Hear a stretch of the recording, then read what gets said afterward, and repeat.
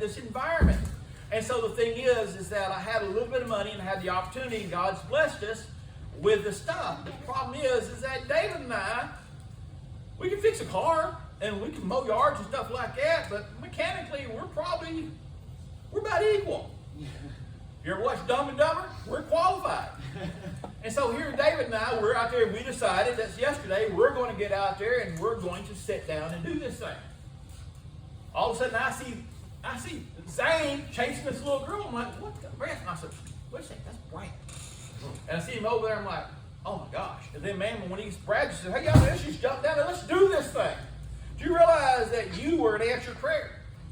You truly were. I was thinking you doing something that wasn't for yourself.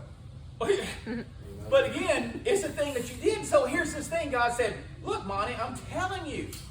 So here's Moses. He does these things and he says what? He says, I'm not this. Somebody go to Acts 7, 22 through 25.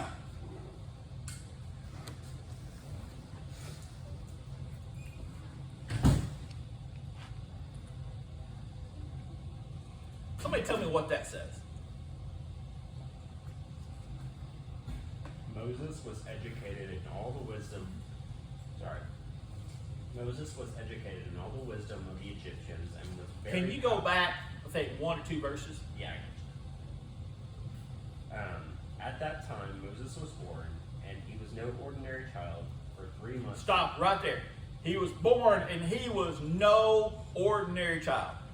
Has anybody ever seen babies? And there are cute babies. Yep. Has anybody ever seen ugly babies? Oh, yeah. There's a lot more. Yeah, when you see an ugly baby, you kind of go, he's growing.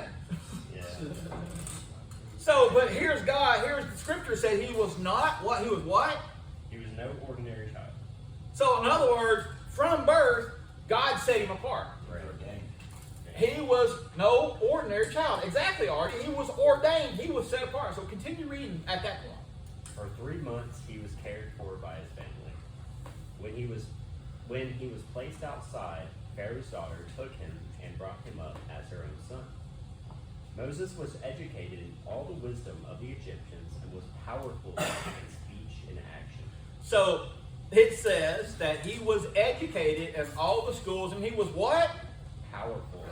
Powerful in speech and what? Action. Speech and actions. Now, Brad, where was he raised? He was raised in Pharaoh's house. He was raised in Pharaoh's house. To be a member of the royal household is almost like being a member of the Mason family. You're kind of like royalty. You're kind of just built under the umbrella of all the blessings and all that.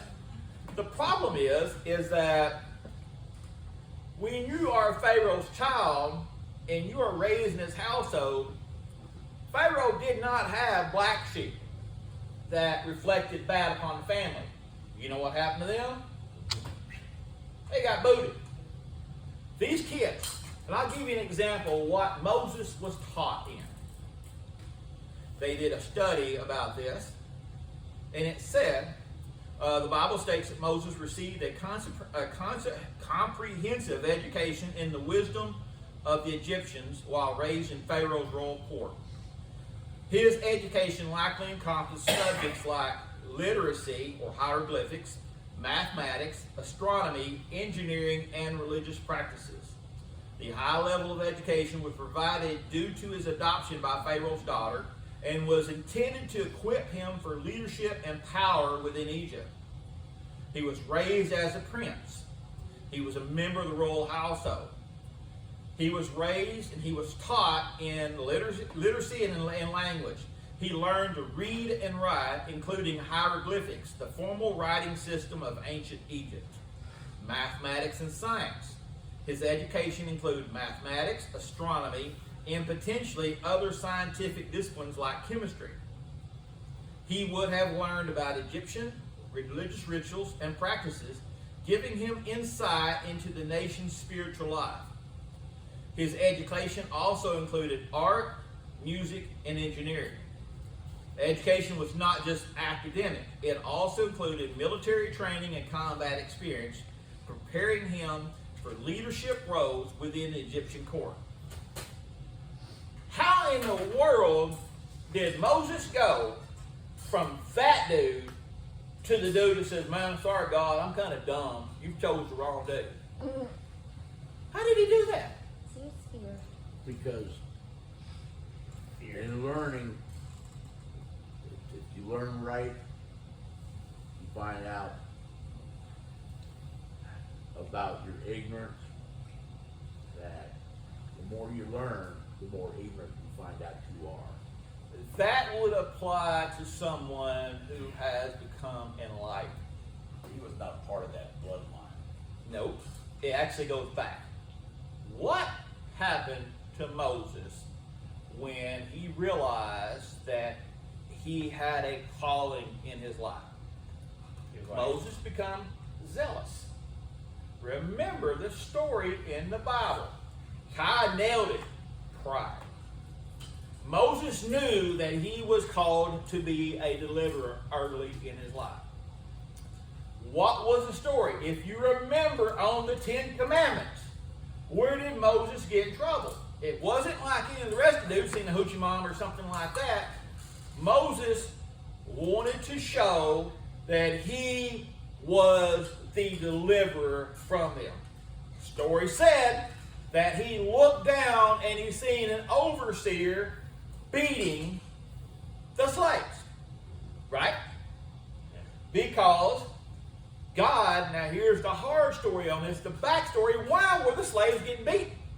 Because if we find out the slaves were prospering in Egypt to the point of where one guy went to Pharaoh, and this is what he said. Hey Pharaoh, man, have you really considered have you really considered the Israelites? Because he remembers something that they did to them in Babylon, but they did not necessarily do it in Egypt. But these processes hadn't really pulled apart yet.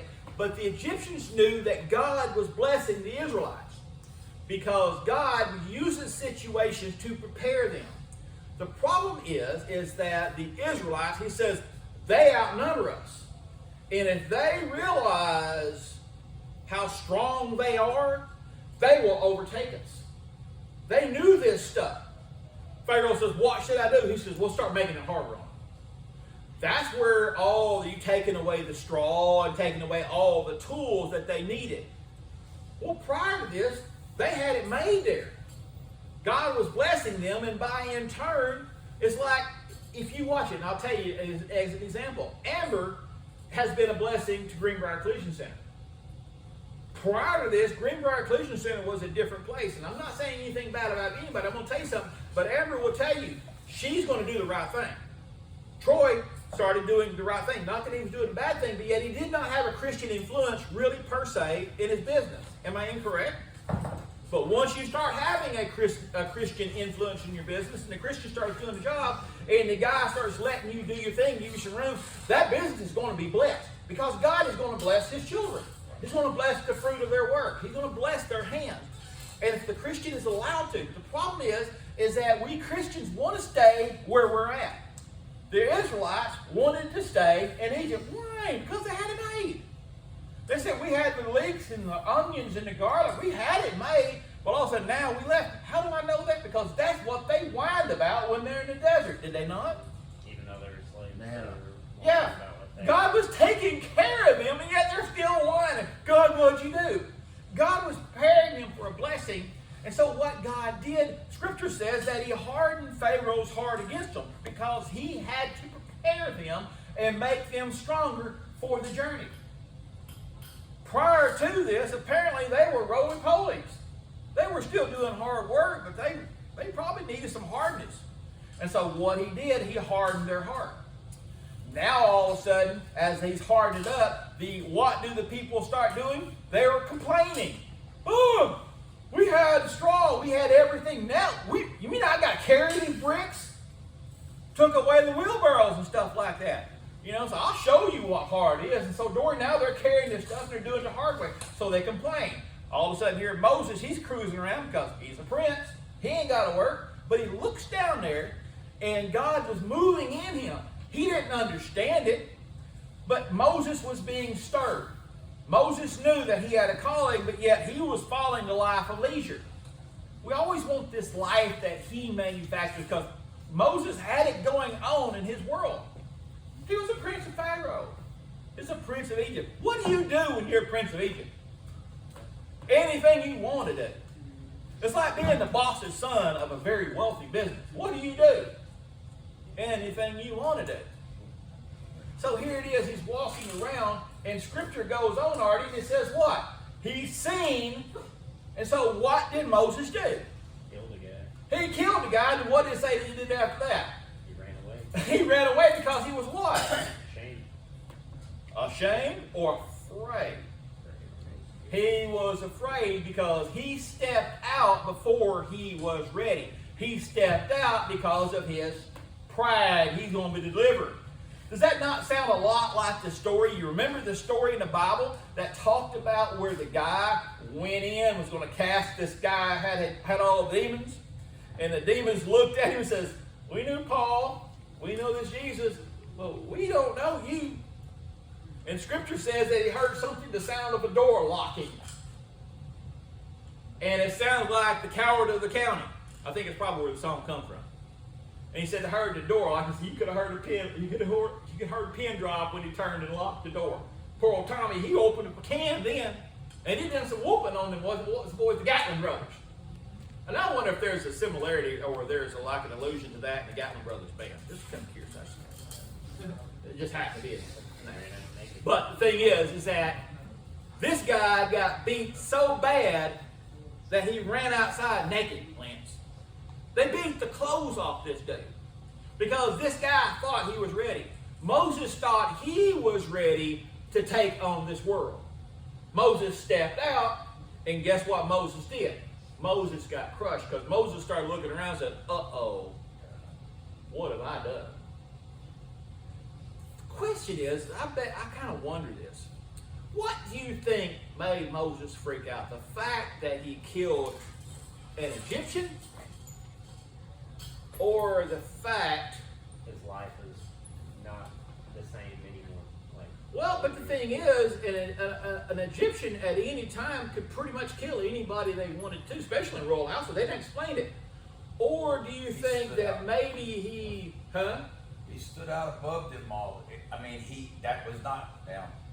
It wasn't God's time. He did that, but at the same time, he was ordained at birth, and he was not of that bloodline, and he didn't have need to be that type of people because he wasn't ordained like that. This is what's reaching out to me, right? I can get deeper with it, but I won't right now. I mean, it's just he was not part of that tribe. There's a big story behind it. One day we'll get it. But was he not part of the tribe of the Egyptians or the Israelites? I think from when I read, you hear that he was Hebrew. And they found the rag, that swaddling cloth they wrapped him in, and right. they laid that. Now I know a lot of that's Hollywood and everything, but they're trying to relate it to the story. And I understand what you're saying, but because what he did here, if he ran off and everything, when I read it, he ran off because of the fact, if you were really actually a Pharaoh's guard and was raised like that and everything, that wouldn't have bothered you. It bothered him for a reason. Why? I don't know. Maybe, Answer that. again, and that's why I've always told you, remember the thing is, this is what you hold on to is these side thoughts. Mm-hmm. These are important. These are things you need to understand. Because that's God, that's what I've always tried to dig out. And I'm glad you had that perspective. That's a very interesting perspective. The thing is that struck me about this whole thing is that Moses got humbled. His pride got humbled. Because the next thing you know, here's Moses out tending the flocks. He's no longer of this. And somewhere along the line, Moses realized, I screwed up. Every time I do it myself, God, I take on these things, I say these things, I start stepping out like this.